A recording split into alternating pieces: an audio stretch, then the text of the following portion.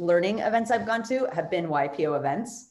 So if you ever get a chance, like go check it out. It is like really good also. I will. That's good to know. Although virtual events are crazy. So how do you, Joe and Shay, how do you guys know each other? Who? You and Shay. Man, we've known each other for a while. Yeah, we've been across the street for about 6 years. I think we've been a member like 3 or 4 years now. So we both kind of got started around the same time. Cool. Yeah, give or take. It was a while ago. But yeah, I mean, I remember meeting like some of your guys, like some of the first people you had hired, and they're like, yeah, we're over at Digital Resource. I'm like, what's that? And that was like, I think when you had like 5 people. Yeah. And now you have like over 50. So just keep on going. That's cool. It's been fun. So I got most of my most of the stuff here organized and set up. Just so you know, Joe, this thing otter.ai, it's a new transcription thing we're playing around with. Yeah, I was wondering. Yeah, it's for our hackathon this weekend, because we have a few folks who are joining who are deaf or hard of hearing. So this allows, it's actually, you can just click on it and see live notes, but that's cool. Yeah, but I'm gonna stop that because then we need to go to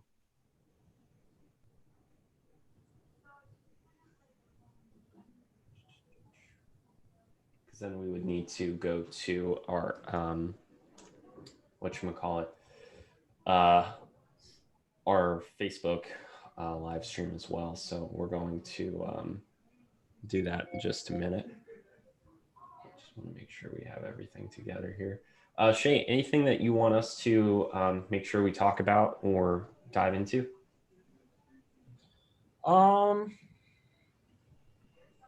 Nothing in particular. I think you guys asked me that the other day, and I gave a couple kind of general things, but there's nothing too unique going on right now, unless there's a topic you're really like, hey, people are interested in that we can talk about.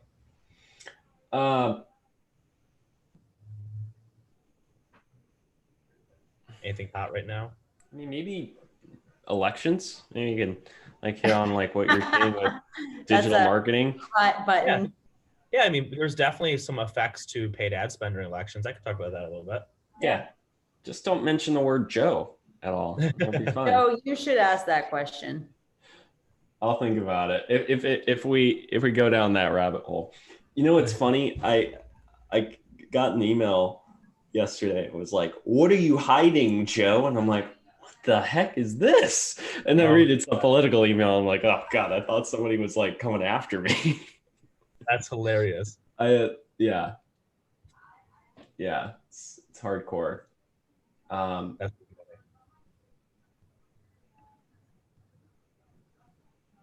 what the hell?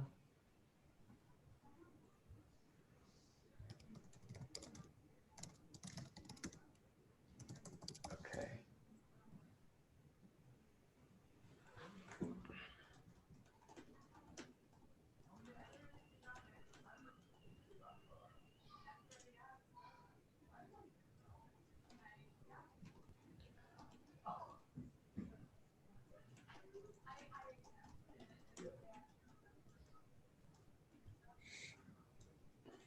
All right, I'm ready to go. You guys?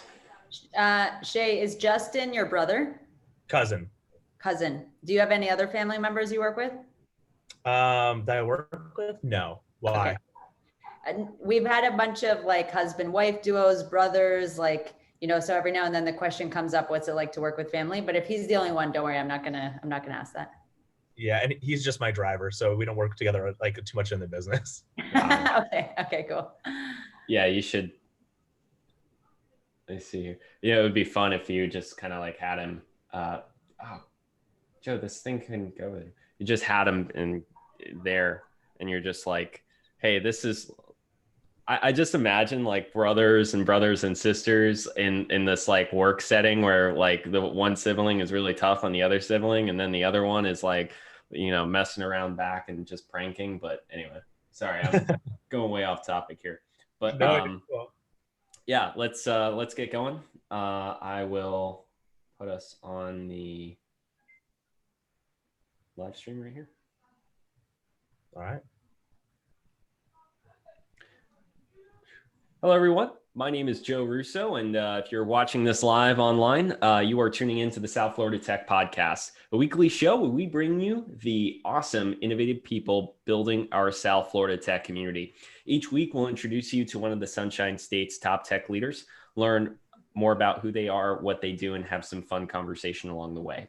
Our podcast is, of course, presented by the Palm Beach Tech Association, a nonprofit dedicated to building South Florida into a tech hub. And I'm your host, Joe Russo, the president and CEO. And of course, joined once again by my co-host, the illustrious Joanna Mikkola. Hi, guys. Joe here, CEO, co-founder of Wyncode Academy, and most importantly, co-host of this awesome podcast. Thanks so much for tuning in, and really excited to be talking to Shay today. And of course, our podcast is also presented by Emerge Americas. Each year, global enterprises, disruptive technology, and elite startups are highlighted at Emerge's premier tech event, Connecting the Americas. It's held in Miami Beach, and to date has hosted organizations from over 40 countries and over 250 speakers around the world. They're helping build our tech hub through this amazing event. So thank you so much to them and their team over there for supporting this podcast and everything else they do in the community. So with that, I'm really excited to have Shay Berman on our podcast today. He is the founder and president of Digital Resource, a full service company specializing in digital media, which has earned its place on Inc. 5000 3 years in a row. Every year, they keep on growing like wildfire. He's also been named one of the 4 under 40 emerging leaders by the American Marketing Association. And South Florida Business and Wealth has listed him as a 2020 up-and-comer in marketing and PR. And this guy has got, a few more accolades to boot, which we won't dive into. I'm sure he'll hit on a few of those. But in addition to that, he earned his bachelor's degree from Michigan State University, which also allowed him to connect with folks at Google and help really build his strategy early on in his career. But if that weren't enough, he really started by selling pencils and gum to other students in grade school. And that really gave him that foundation of business and sales experience to get his company going. If there is a more natural entrepreneur, just by nature, I don't know him. Shay, thank you so much for joining our podcast. Yeah, thanks so much for having me, guys. I'm excited to talk with you about tech in our small community here. And, just thanks for having me to talk about my story too. I appreciate the opportunity.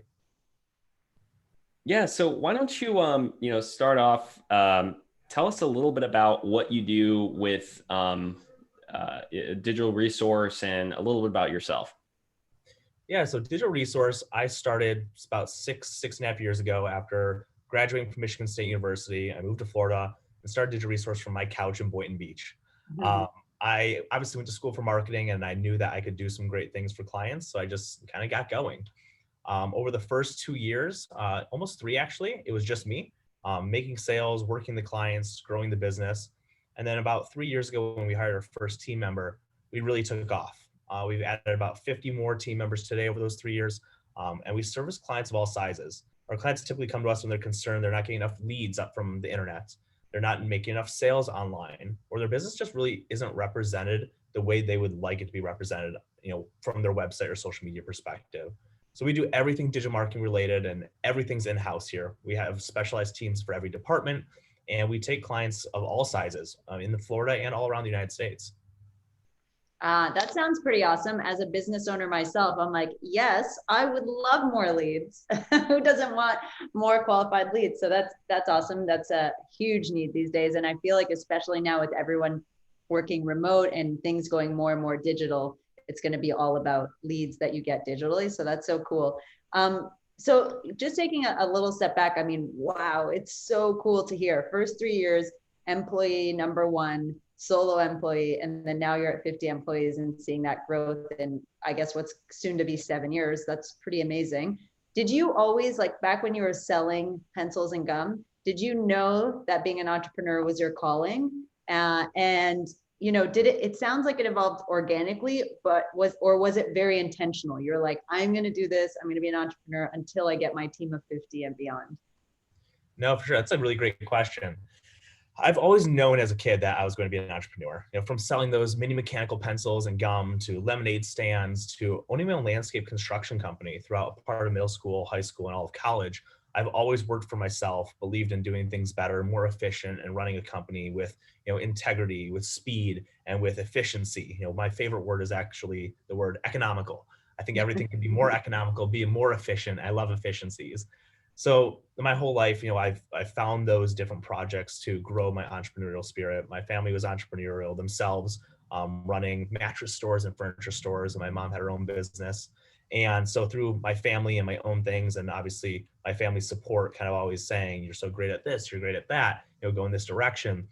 It was always my dream, and kind of there was no other option but to work for myself. So I was always on that path. Cool. And so Shay, I know Joe's going to jump in here. Yeah. Yeah. So, one of the things I'm just amazed by, I mean, you have Inc. 5000 and South Florida Business Journal, South Florida Business and Wealth. I mean, you've gotten a few accolades over the years, but what has been that key factor for you, and what has been that key achievement for you that has really kind of set the standard of what you're doing with Digital Resource? I think the key factor that has set up our success, apart from others who haven't necessarily gotten there yet, is the fact that we empower every single team member to make their own decisions, to make mistakes, that mistakes are okay, and to always be optimizing, updating processes. We have processes that are updated on a daily basis, if necessary. We never say, oh, we'll address it next quarter or next year. Let's keep doing it the status quo for now. We address them as problems arise and as we can see that we can make things better. And for some reason, we make a change and it doesn't make things better.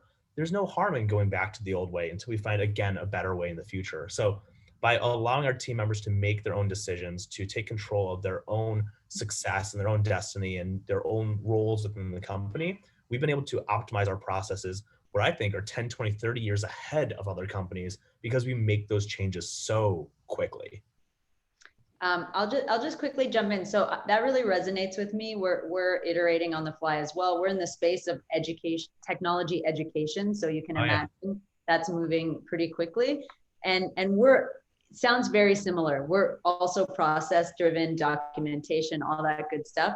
I'd be curious how do you guys measure progress? So when you're iterating on a process, like what's the process to iterate and to measure if it did go good, or hey, we're going to go back to the old way? Are you guys using like a dashboard, third-party software? It's mostly feeling. Mm-hmm. We have managers who are responsible for their own departments. And when those friction points come up, it's their job to raise that flag and say, hey, there's friction here. How can we make less friction? And because they typically are interacting with other managers at other departments, it's up to them to continuously monitor those changes and see, do we create more or less friction, and then go back because of it. And because naturally our team is always looking for less friction, that feeling kind of is that trigger, because if they see there's more friction, we immediately go back. And if there's less, it's okay, let's go on to the next frictionable item so that we can go and address that too. So it's very like, where are we feeling that there's problems? And obviously from a CEO standpoint, when I see problems that they may not see, I raise those flags and then we again address those friction points. Cool. So, Shay, how many team members do you have now over at DR? We have, I want to say, about 56. 56. And how, I'm assuming even through COVID, you've been able to keep a pretty consistent staff, right? Yeah. So when COVID happened, obviously there was a lot of clients that couldn't advertise. Their doors were shut. Advertising online wasn't viable for them, at least in some manners, like Facebook, Google ads. And so when that happened, we did have to pull back a little bit. We laid off about 18 members in total.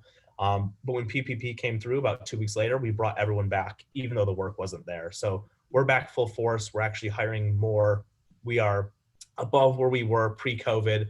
And so we're super fortunate. And we're also fortunate that the team members that didn't have work to do in that time, and we didn't know what the future held, they were very much team players. They came back to work with us. They were understanding the situation. And our team really came together, understanding of something we've never experienced before. And we made decisions that were hard, but in the end, I think we became an even more powerful, stronger, and closer together company. That's awesome. And I mean, what's been the kind of that key factor of growth? I mean, we talked about key factors a second ago, but like building that team obviously is incredibly, incredibly important as you build and scale. And I know some of the team members you've brought on board, have been with you there for a while. What keeps people, coming back to work every day with you and being those awesome, loyal, reliable people that do epic work for your clients? Yeah, that's an amazing question too, because it's important that you keep people driven. And from the day I started my company, I knew I needed to be one of the fastest growing companies in America in order to provide continuous upward growth. If I was going to bring someone as my first employee and promise them they could be a manager one day and then a director, etc., I had to grow fast or they were going to get bored and leave. So from day one, fast growth was important, not just because I wanted to grow fast and that sounded cool, which is, yes, a thing, but also because I made promises to people that they would be able to grow. And if we don't grow as a company, they could not. So a part of that success, Joe, is we are a fast growing company to be able to provide ongoing growth for the team members that we have, to keep them excited about their roles so they don't leave us. People have upward mobility here and they don't have to wait a long time to achieve it if they're great star players and we keep on growing. That's awesome. Awesome. And it's, it was easy for you to say it, but man, it's hard to do that. It's a huge accomplishment. So congratulations. And I totally agree. Like keeping the team engaged is all about giving them the next level of challenge and growth. So it's awesome to hear that you guys are doing that. So maybe kind of thinking ahead, like 5 years from now, I bet like when it was just you for a few years, you were like, wow, if somebody had been like, hey, in a few years, you're going to have 50 employees, 50 plus, you'd be like, yeah, okay. And now, or maybe you were like, oh, I'm going to have 500. So I'm wondering, what is your vision for the next, like, where will Digital Resource be in 5 years? And how are you planning on expanding and getting to that point? Great question too. Back to what you said before, I think that 5 years ago, I would have said we would have been here. As much as that might sound really confident, I expected us to be here to hit the goals that I had. And I'm so fortunate that we made it and we have the team members to put that progress together. 5 years from now, I expect us to be right around 100, if not over 100 team members. We're adding about 10 to 15 a year. We're also getting more efficient. So we're hiring a little bit less because of our efficiencies. And as we specialize, our departments are able to take on a little bit more specialized work and create less friction, great for everyone. So I do measure our progress in terms of the number of people we employ. I think it's super cool to be able to give people opportunities in their careers and feed their families and create an environment that they enjoy working at and coming to work every day at. So I actually do use that as my number one metric of success for myself, is how many people can we employ happily. So taking that to another step here, one of the things that I think a few of the folks who watch this podcast or listen to this podcast really hope to get are kind of the tips and tricks of it all. And I'm sure you have some secret sauce to what you do at Digital Resource. But for those founders who are listening in, what advice do you have to them who are trying to, let's say, gain more clients or expand or just build their business in some way that's really impacted you in what Digital Resources really leverage to grow? Everyone says work smarter, not harder. And I couldn't disagree more. I believe it's about working smarter and harder, because when I first came down to Florida, I was cold calling. I was knocking on 50 to 60 doors a day physically with my hand, and I was trying to sell people digital marketing. And people were saying to me, if you can do this, you're going to make it in Florida. Let's just talk about Florida for a second. And I said, why is that? They said, no one works this hard. And I was surprised and shocked. Coming from the Midwest, this was something that everyone did. Everyone worked hard. I'm not saying that we don't have hard workers in Florida, but just looking at people in general, you can outwork people. And if you outwork them even smarter, you're going to get ahead. So I call hard work putting in long hours. I call hard work, sleeping less. I call hard work giving up, some friend time, even some family time, to put your time into things that, like your business, that you want to grow. And you can put a ton of time in the beginning, grow that business very quickly, like we did, and then you'll have a lot more time in the future. to be able to do those things that you want to do that you might give up in the beginning.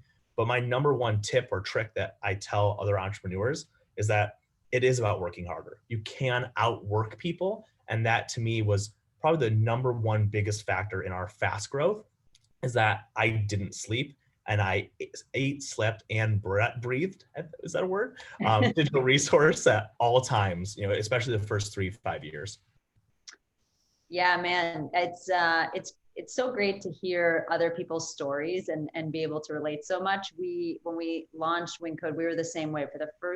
We didn't know anyone. We knew one person in Miami, and for 3 years we did nothing else. And only at the 3-year mark did we start being like, okay, maybe we should do some social stuff too.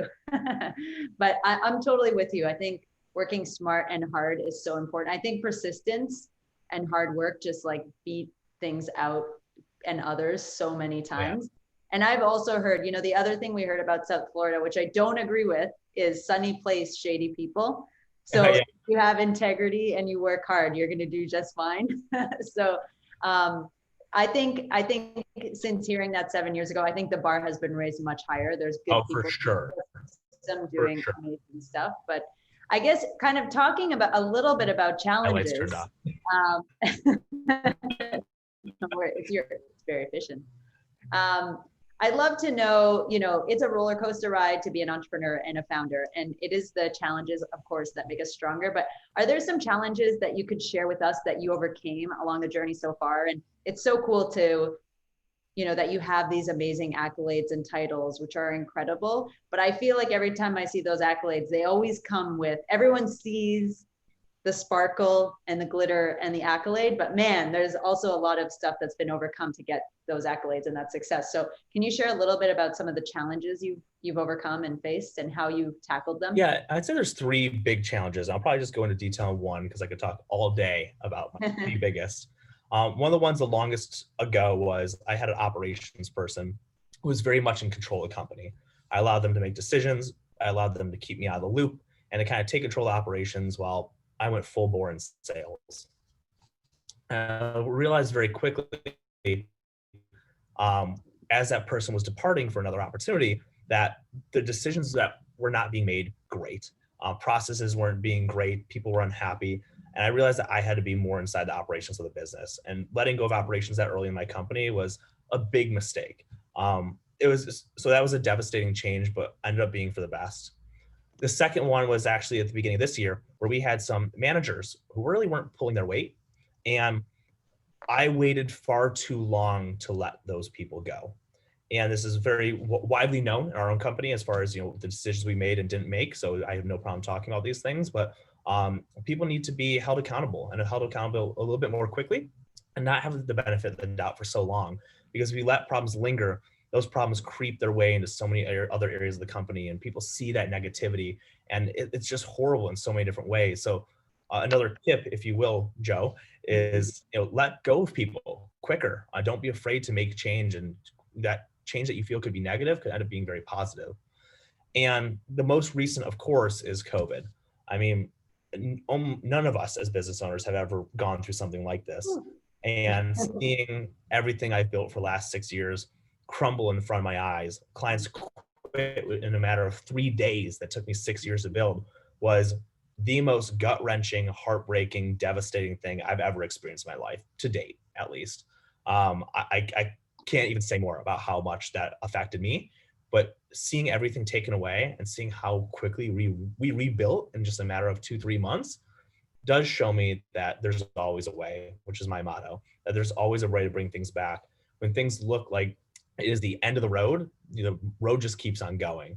So I learned as a business owner that while things can look terrible at any given moment, they can turn the corner very quickly. And so you have to stay, back to our last point, persistent, because that persistence is what's going to pull you out of it. And for those business owners that didn't make it through COVID, some of it not their fault, but some of them just weren't persistent and didn't adapt.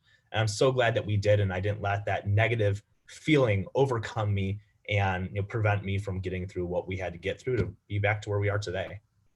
Totally. So I want to shift the conversation a little bit, Shay, because I know, day to day, you'll work 12-hour days like nobody's business, and you'll kick some serious butt at work.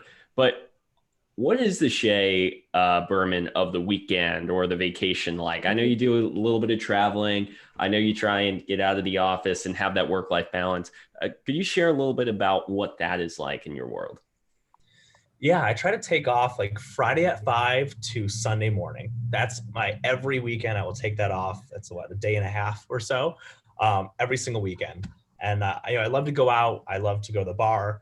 I love to hang out with my friends, go out on the boat. Um, enjoy life around West Palm as much as I can and meet people, outside the work environment without that stress lingering over me on the day to day. I'm not a very great weekday social person because I'm so in my head. I can't have those fun conversations as much as I can on a Friday night or a Saturday or Sunday day. So that's one piece, but you touched on travel, and I love to travel. Obviously this year that travel calendar has been decimated, but I typically try to leave 2 or 3 weekends out of every month, whether it be for work or for pleasure, to go see new places, meet new people, get comfortable in uncomfortable situations, and again, just see new things, experience new things, as I can bring that back to my company, and I can use that to bring my mind to rest, which it has so much trouble doing. I love traveling within the United States. I love South America, a little bit of Central America. This year was supposed to be my European year, but hopefully next year I get to go to Europe. That's awesome. It's so funny when you said like having new uncomfortable experiences with travel. So many founders, I've heard them taking silence retreats. So I don't think I could do that, but that could be one for all of us to add. I may do it one day. Yeah. I was wondering, I know before we got on the live stream here, we were talking a little bit about, not politics, but what's been happening in the digital space as the election is looming. And just like, a little bit off topic, but what are you seeing? What's been the impact? Yeah, so cost per CPMs, they're rising huge. They're doubling, tripling, quadrupling in some cases. So we're seeing costs for leads go up. We're seeing costs for impressions go up. We're seeing just digital marketing getting a little bit more expensive right now. So either clients are, doubling, tripling down and making sure that they're still getting the leads that they need and they're willing to pay a little bit more for them, or they're pulling back for a week or two here as the election approaches. So the biggest impact is that you're fighting both parties' political ad spends for the same, visibility on these social networks and search engines that they are. And we don't have the money that they do. Yeah. That's right. I know. Shoot. Yeah, I mean, it's definitely taken up a lot of space in my computer lately, and I'm sure I think we are 2 weeks from when we're recording this podcast. Hopefully, we'll all breathe a little bit more of a sigh of relief. But I'm assuming that's going to be a little bit better for your clients too, that they won't have to be spending as much. Yeah, we get to have better spends, and the holiday season coming. So literally November 4th, then we get back to like some great business. Yeah. Well, I want to ask one more question here before Joe goes into her last bit of section. And it's just very simple, but what inspires you to do the work that you do? Being in the moment, the best version of myself that I possibly can be. And knowing that I'm never a finished product and that my hero is 10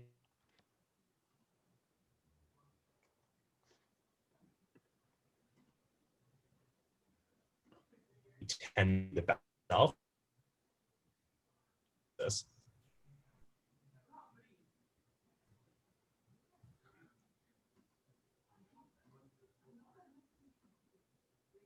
Joe, is that you? No. Is that you, Joe? I think it's Shay. Shay, are you there? I'm here. Okay, you cut out for a minute on the last question. If you just want to go back, we'll re-edit it later. Yeah. I think what inspires me at all moments is being the best version of myself. And so if you were to ask me, who's my hero? My hero is myself 10 years from now. And then 10 years from now, again, my hero will be myself 10 years further from then. I'm never a finished product, but always working to be the best absolute version I can of myself in that moment is what inspires me the most.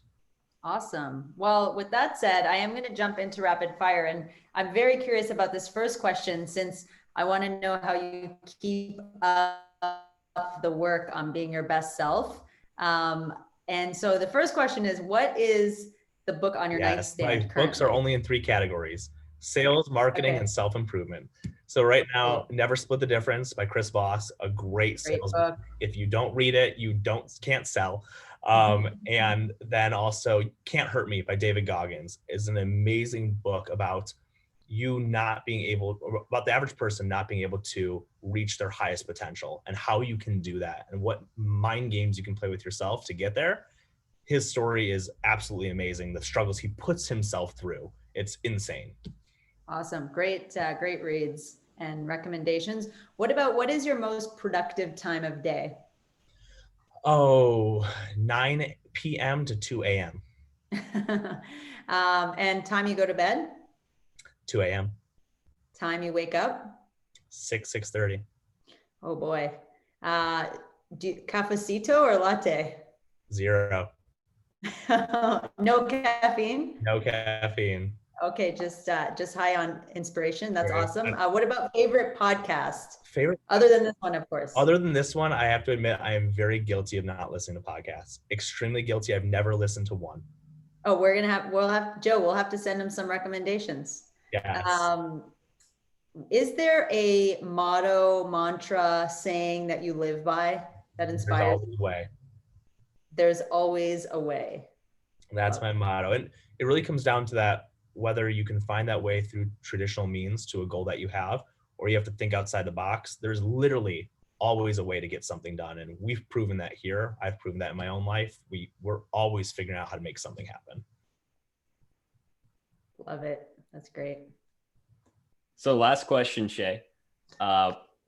If you have one bit of advice to give to an aspiring founder or leader in our South Florida tech community, what would that be? One piece of advice. Like I said before, work smart and work hard.